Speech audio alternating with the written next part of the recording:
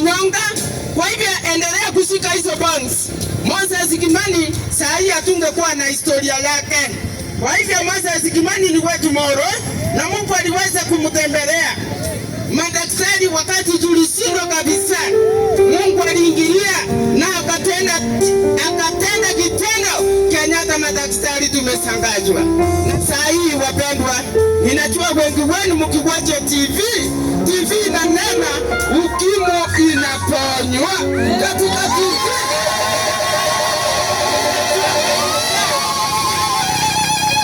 Hiyo mtandao iko katika ma-TV yetu ya kwamba katika kanisa la toba na utakatifu HIV au ukimwi inaponywa katika jina la Yesu Kristo.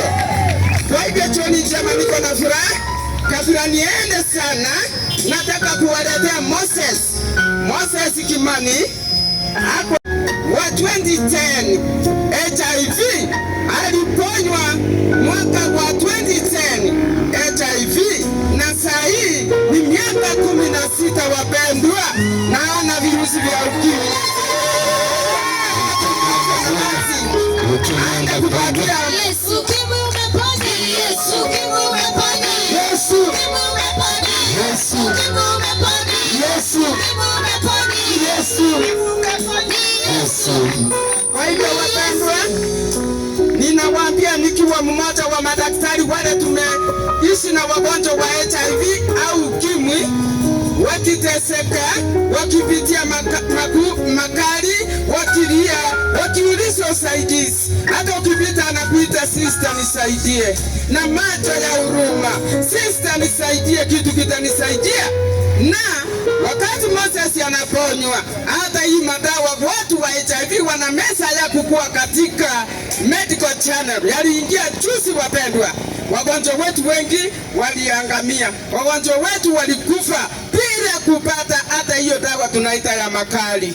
Kwa hivyo jioni njema, niko na furaha nikiwaletea Moses Kimani awaambie vile Mungu alimtembelea. Hata mimi nashangaa kama daktari kwa sababu sikuwa naamini.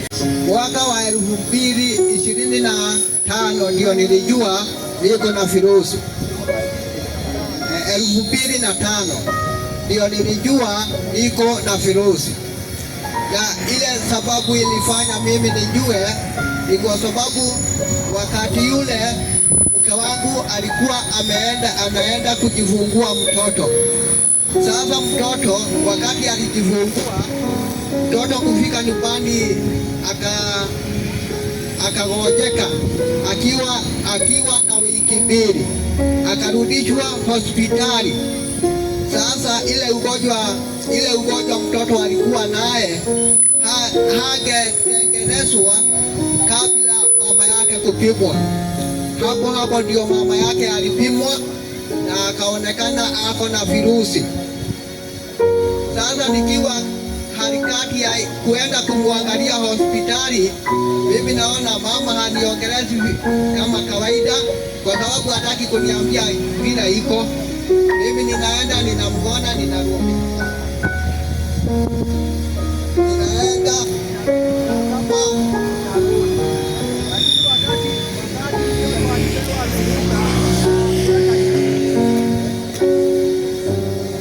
Hallelujah.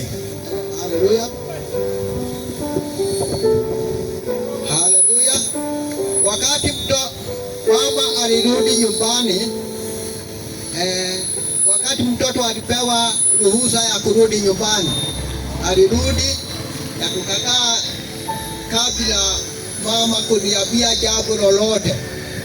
Lakini ilifika wakati wa kurudi kliniki, kurudisha mtoto kliniki, nikaelezewa hali ya afya yake, na mimi nikaambiwa niende nipimwe kama nitakubali kwenda kupimwa. Lakini kitambo nikubali, mimi nilimwambia nikutangatanga kwake, kwa sababu alikuwa akienda kesha za usiku. Akienda kesha, hakuwa naenda kesha, alikuwa mambo ingine. Lakini yule daktari tulikuta aliniambia nisahau ni hayo yote, lakini sasa nikubali kwenda kupimwa. Wakati nilienda kupimwa, nikaenda lab, sikuambiwa, niliandikiwa nini karatasi nirudishe kwa yule alinituma lab. Wakati yule haungeambiwa ati uko na virusi. Sasa wakati nilirudisha report, niliambiwa nikae miezi 3 ili tena nirudi. Wakati nilienda nyumbani, miezi 3 ikaisha, mimi sikukubali kurudi. Nilijiuliza kama tuko na huyu mke wangu na pia tumepata mtoto naye, si bado niko nayo hiyo hospitali, sitarudi. Hiyo mwaka wote mimi sikuenda. Mwaka uliofuata 2006 sikuenda. 2008, 2007, 2008, 2009. Sasa wakati 2009, wakati inaelekea kwisha kabisa, ndio nilianza kusikia mwili wangu unaanza mashida. Nilikuwa nikikaa nikisikia kisungusungu kila wakati. Haya, nilikuwa sasa tumbo ilikuwa ikinisumbua kila wakati, lakini sikukubali kwenda hospitali. Mwezi wa 2010 ikafika. 2010 nikaanza sasa kusikia sasa nimelemewa kabisa, nimeanza kulemewa. Sasa ndio nilifikiria niende hospitali, na nikasema sitaanzia na hii hospitali hii ya Molo, kwa sababu hawa ndio waliniambia mke wangu ako na virusi. Tena walienda kunipima, hawakutaka kuniambia mambo ukweli kweli. Wakaniambia baada ya miezi 3 tena nirudi. Nikasema wacha niende Baraka, pale Baraka. Hapo ndio sasa nikiwa nimelemewa kabisa. Sasa pale Baraka ndio nilipata matibabu. Sasa wale ndio walinipima na nikaonekana niko na virusi. Hawa ndio waliniandikia kadi ya yellow na kengine ka white. Sasa ndio wakaniambia kesho ikifika ama wakati wowote, peleka hii kadi CC Molo Hospital. Sasa na mimi sikuwa nikijua CC inamaanisha nini, na kwa hospitali mimi sikuwa naonaga CC kwa sababu nilikaa muda bila kwenda huko. Sana nikaanza kujiuliza, kwani kuna KC amesahau anaandika CC badala aandike KCC. Sasa ndio waliniambia hapana, hatukukuambia KCC, tumekuambia Molo CC. Ukienda huko uulize CC utaoneshelewa.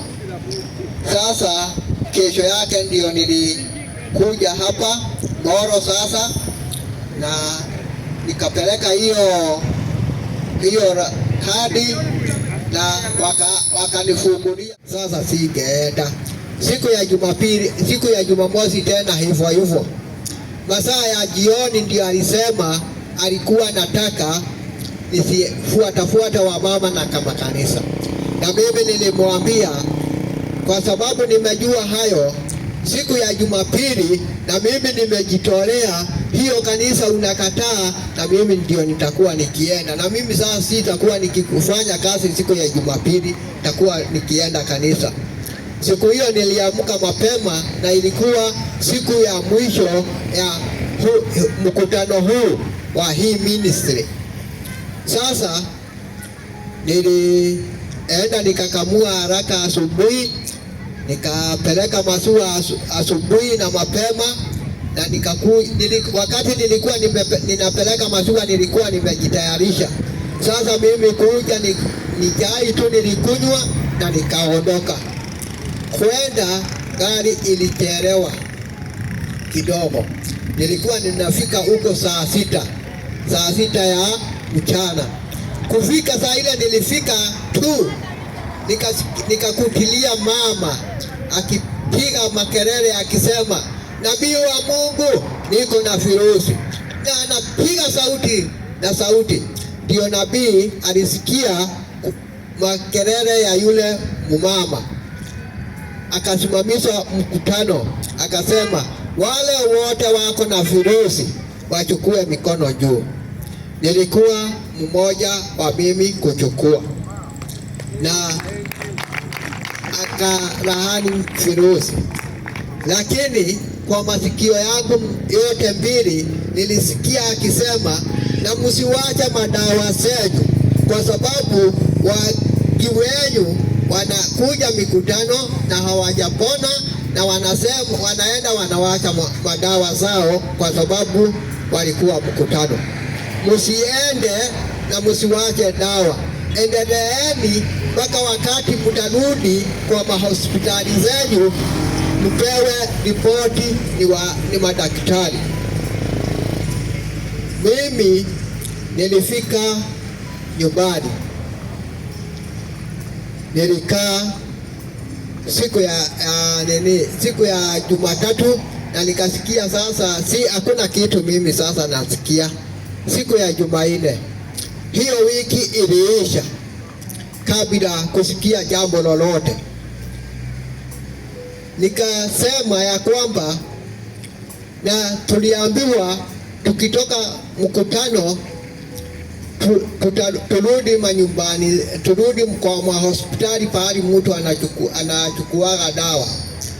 Mimi siku ya Jumatatu nilirudi hapa Molo kupimwa, lakini nilikuwa na wasiwasi kwa sababu hii madaktari ndio walinipima na wakaona niko na virusi, na hawa ndio walinifungulia faili.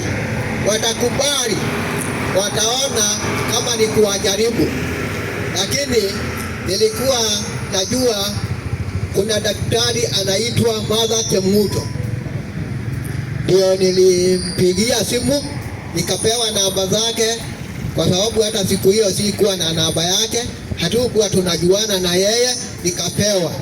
Nikampigia simu nikamwambia niko hapa kwa hospitali, utarudi uko wapi? Akaniambia naye alikuwa ameleta wengine, alikuwa akielekea nyumbani, lakini kufika aliniambia hapo kwa full hospital hapo.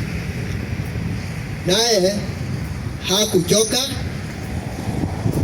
alirudi na akanipeleka lab. Kunipeleka lab, kipimo ya kwanza ilisema sina virusi. Nikaona ni kama hiyo kipimo haikupima mzuri, ni kama hiyo sio sawa. Nikapimwa na ya pili, kupimwa na ya pili naye ikasema vile sina virusi. Nikaona ni kama hizi za Molo sio sawa, wacha niende Elubaro. Daktari akaniambia bado atanipeleka mpaka Elubaro. Tukaandamana, nikaenda Elubaro tena, tukapimwa na vipimo tena zote mbili, zikasema sina virusi. Ndio nikasema hizi haziwezi kuwa zimeharibika, na zile tena pia nazo ni zimeharibika. Daktari akaniambia haujatosheka, kesho yake jitayarisha sasa uende upimwe, na ile hata ukimwi ikiingia saa hii ama ugonjwa yoyote ikiingia saa hii, hiyo itatoa. Kesho tukaamkia tukaenda mpaka Nakuru. Kwenda mpaka Nakuru nikapimwa na tukaelezwa tungojee wiki mbili, na hiyo wiki mbili ilikuja na tukaenda tukaiangalia. maripoti ilitoka sina virusi ya ukimwi. Hapo ndio nilikubali na nikajua kweli Mungu alitutumia manabii wa ukweli. Hapo ndio nilikubali na kweli tuko na manabii wa ukweli. Wacheni tumtumikie huyu Mungu mwenye anatenda na inatendeka. Wacheni tusidanganywe ni mapastors ya usharati, wacha tusidanganywe ni mabishop ya usharati, kwa sababu kwa ukweli makanisa mengi saa hii ni ya usharati. Wacheni tutoke kwa hiyo makanisa. Bwana Yesu asifiwe.